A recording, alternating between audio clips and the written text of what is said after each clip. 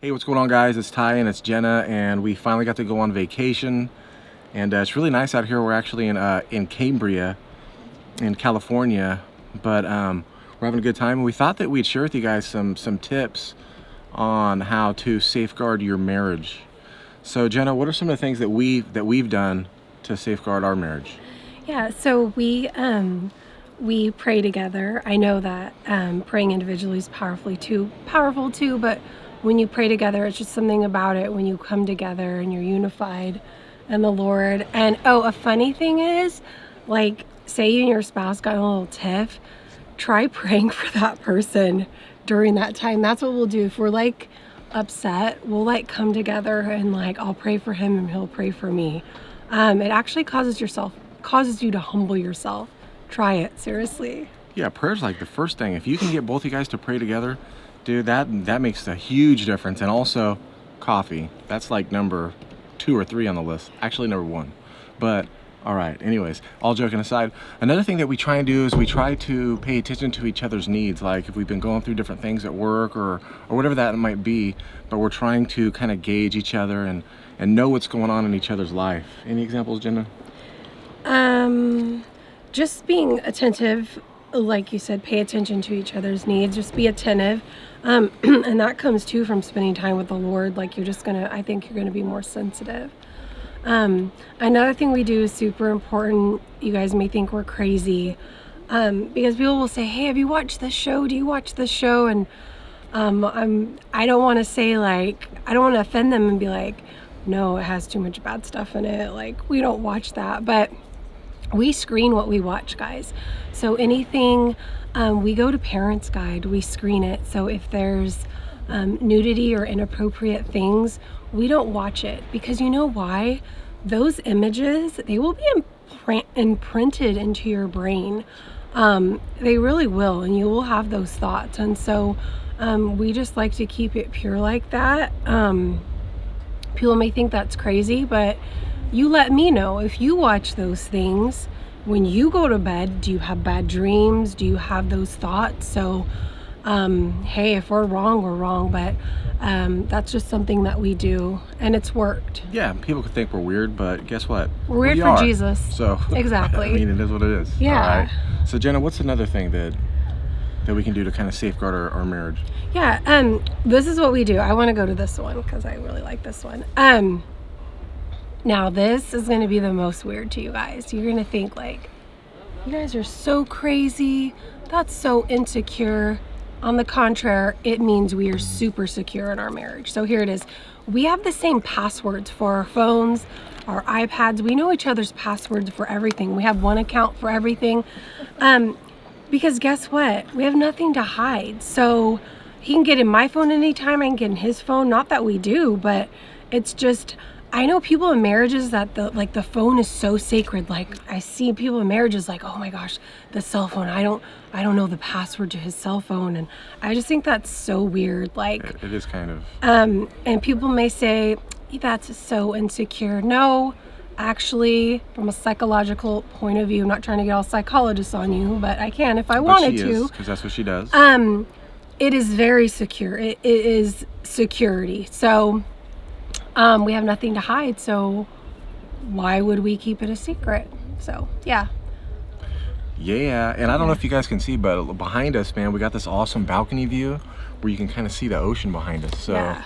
This balcony right here has been like, gosh, 5 stars since we've been here. Yeah. It's been like the number 1 place that we've been hanging out. And you know, like I'm going back to too. number 2, like paying attention to each other's needs and stuff, like going on dates and just kind of, you know, getting away from just the normal everyday grind in life, man, that's super powerful too. And we've been using this time to just refresh, refocus, and just hang out and spend some quality time. So yeah. I think quality time and stuff like that's very important. But Jenna, let's hit on some on being careful about outside relationships and stuff like that. Yeah, so we're really careful, and people may say we're too careful, but we're just telling you guys what we do, and it's worked. We're careful with outside relationships, especially friends of the opposite sex. Like I don't just have a bunch of guy friends, and he just doesn't have a bunch of girlfriends. To me, that's, like that we're talking to and texting. We have married couple friends. So for example, like if he wants to tell a wife something and I want to tell the husband something, we'll do like a whole group text. It's just kind of weird to be texting back and forth. That opens up a whole lot of communication, just to be texting someone that much. So yeah, that's what we do. Ooh, this one I can't wait to get to. I've got a little list right here in front of us of just so we don't forget, stay on points topic that we can cover. But this one is just like, I think a lot of times we need to pull back the reins on social media. That stuff can get crazy sometimes. But I'll let you get it. Well, no, you want to say stuff about it too. Yeah, well, just for us, like when we started dating and stuff like that, we decided that like, Facebook and social media platforms like that, we're gonna basically cut it out because of all the issues and problems and stuff that are on there. And so yeah, the only social media that we have is this YouTube channel. Sorry, I didn't mean to cut you off, babes, but I just want you out there, how many of you know someone who knows someone who knows someone who knows someone, or I can guarantee you know someone whose marriage has been destroyed because they met someone on Facebook or left their spouse or went and hooked up with someone. So call it what you want, call us being paranoid, but no, we're not. We're actually using intellect in that and using intelligence in that. It's just so weird to me that yeah. I guess what she's trying to say is I'm way too handsome to have my face up on Facebook because there's a lot of cougars out there, and that's why like I always put my ring on, like, you know what I mean? Married. Is that what you meant? Funny. Well, I mean, like, that's a joke. There's a lot of people that will start talking to people and just get into inappropriate relationships. Guys, okay, so sin, there's a verse in the Bible, or I don't know what it was, I heard a pastor talk about it, just doesn't one day people just leave their marriage and go cheat and do all these crazy things. No, it starts in the mind. Okay, it's a battlefield in the mind. It starts with inappropriate thoughts. Maybe it's what you're watching. Maybe you're watching movies with a lot of sex scenes in it or whatever. Then it comes into the mind, okay? And then it develops into the heart. And so then when you're,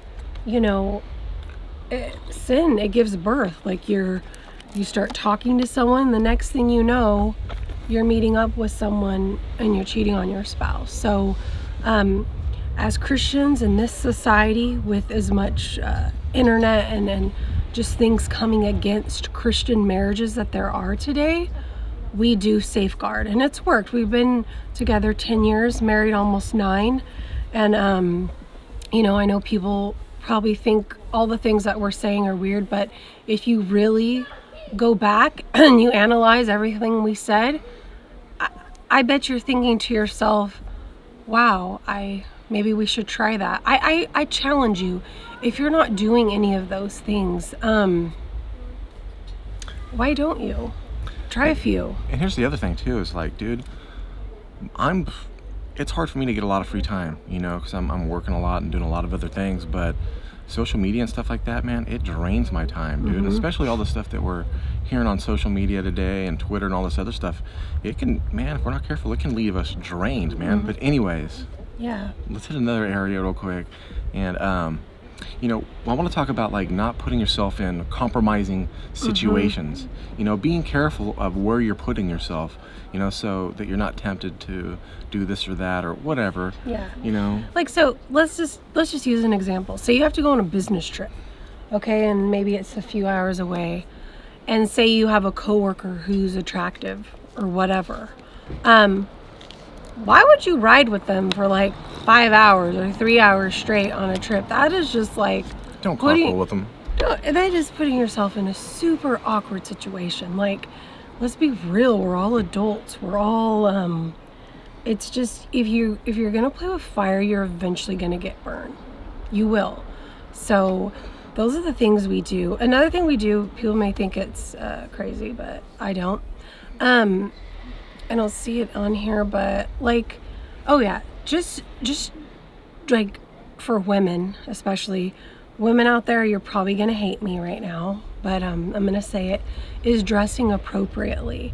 No, I don't always wear long sleeves, it's cold out here, but like, if you're a godly woman look at Proverbs 31. Like, she was a godly woman. Why are you going to let, cleavage hang out and wear the tightest clothes so that, maybe another man would stumble? So just being being appropriate in the way you dress. And people may say, oh, you're so old-fashioned. No, I'm a realist. I just think as a godly woman, you need to carry yourself in that way that you're honoring your husband with, how you dress, and also like just respecting yourself in front of other men. That way, they don't have any inappropriate thoughts or whatever. So Yeah. And so another area that I really like how Jenna pays attention to me. She knows what's going on in my life. She knows what I'm going through before I even sometimes realize I'm going through it also. Right. She can just kind of tell, and vice versa. If Jenna's in the house and we're in the house hanging out, and all of a sudden like she comes pacing fast past me, dude, and I hear some doors slamming, some cabinet doors closing I hard. don't do that. I'm like, deer in headlights. Okay, something's going on. I need to see what's happening. No. But all joking aside, just kind of knowing what's going on in each other's life, man, and paying attention, and it makes a big difference, man. It makes a big deal. If you're like, hey, what's going on, man? How are you doing? Is anything going on? And you just kind of talk and fill each other out and stuff like that. Communicate. That helps a lot too. When we first got married, we had to navigate and learn because there was a huge learning curve. Oh, huge learning curve. It was like straight up bell curve, and it wasn't even a bell curve. It was like whoosh, then it leveled out. So yeah, we had to learn a lot. And even the first few years of our marriage, we actually did go to counseling, and it was the best investment we ever made. And our counselor was amazing, awesome godly woman. Now let's just pause it really quick. Let's go rewind back in time. But when me and Jenna, when we first started dating, and I proposed, and we decided that we were going to get married and stuff like that, we made a decision to do marriage counseling for maintenance. Didn't matter if we were having issues or not, we were going to do marriage counseling. And so it actually, we didn't even realize that we needed it like we did, but we did need it, honestly. It's like an oil change for your car. You can't just keep driving it and just like, cool, just keep driving. No, you have to change your oil. And what we did in our first year of marriage, because communication was really hard for me, I would internalize a lot, and I'm a more passive aggressive person. I know that about myself. Like, I won't say anything, I'll just hold it in. We did our counselor recommended this. We did like checks. So once a week we would sit down and be like, hey, is there anything I can do differently? How are you feeling about this? So it was good. Now, thank God we're surpassed that. We know how to communicate. Real quick. One of the main checks that we had to do was with finances and bills and stuff like that. We'd have to sit down together like once a week or once every 2 weeks and go over finances and bills and stuff like that. And I know you guys know that, but a lot of times with marriage problems, one of the main issues are finances. Yeah. And so that was like one of the number one things that we had to get off right off the bat. And believe it or not, I am the saver. Like, I am a saver. I don't like to spend, and he is the spender. So our counselor said, like, we balance each other out, because if we were both spenders, we'd be in trouble. And if we were both like savers and didn't want to like buy anything, that's a problem too. So yeah, God is really good in how he balanced us out. And we just want to encourage you guys. Like, I know we made a video about purity when we were dating, or after we were married, we talked about how we stayed pure while we were dating. Well, this is basically a follow-up 9 years later of, hey, this is how we keep our marriage pure. This is how we, maintain this godly marriage, because Christians out there, it's getting harder in the world, and the enemy, he wants to come after your marriage because he wants to come after that sanctity of marriage, that family unit. So, And another side note, guys. Sorry, I do a lot of side notes. He does side notes. But you guys have heard the term like opposites attract, and usually that's how it is a lot of times. You got someone over here who was raised like this, and you got someone over here who was raised like this, and they come together. And when you come together like this, they both have strengths and weaknesses, but when they come together, they mesh very well. But sometimes, man, you can both be so different, you know. And once you start working through those issues, those problems, through the good times, the bad times, or whatever, your relationship comes out way stronger than it was before. So if you are having issues and you're kind of going at it a little bit or whatever, work through it, pray through it, do what you got to do to get through it, and then your relationship you guys will grow. You know, go through the scriptures, read the scriptures together, and do whatever. And you know, it's very, very, it'll be a good thing, man. It's powerful. Yeah. So that's what we wanted to share with you guys. Leave a comment. Let us know what you thought. It's not going to hurt my feelings if you say She's I'm a crazy. weirdo or whatever, because you know what? I'm doing this for the Lord, and we both decided in our life that we're going to follow Christ. We've been through too much not to follow him. And so we're sold out, and that's our life. It's the Lord. I wish I had more pictures of the beach and stuff to show you guys, but honestly, dude, we rented this little beach house, dude, and this balcony, dude, has just, man, it's it for me right here. Like, I'm loving it right here. I don't have a lot to do, and I'm loving that. And He works a lot. We both work a lot. I've been off for the summer, but yeah. Anyways, you guys, it was good talking with you guys again, and we look forward to seeing you guys here in the future. Bye.